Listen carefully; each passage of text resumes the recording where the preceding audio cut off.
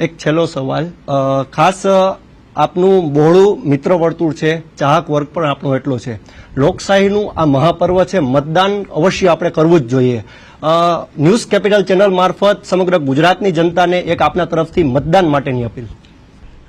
બહુ સારો વિષય આપે મારા ધ્યાન ઉપર મૂક્યો છે. હું સમગ્ર દેશના નાગરિકોને એક વિનંતી કરવાના મતનો છું કે પ્રધાનમંત્રી શ્રી નરેન્દ્રભાઈ મોદી સાહેબ વિકસિત ભારત બનાવવાના સંકલ્પ સાથે રાષ્ટ્રનીતિ કરી રહ્યા છે.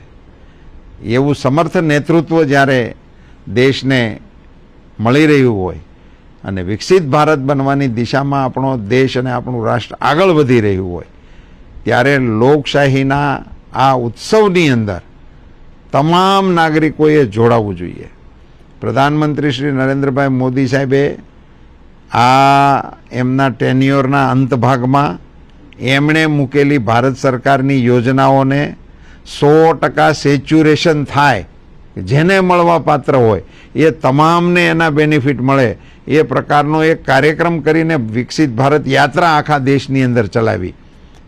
એના પ્રતિસાદ રૂપે આપણા નાગરિક ધર્મ એવો બનાવવાની અને બજાવવાની આવશ્યકતા છે કે આપણે પણ સામે 100% મતદાન તરફ આપણે સૌ આગળ વધીએ અને એક ગીત ગાતા ગાતા ઢોલ નગારા સાથે તમામ બૂથમાંથી લોકો મતદાન કરવા માટે ઉમટી પડે એવી આપ સૌને આપની ચેનલ મારફતે હું વિનંતી કરું છું.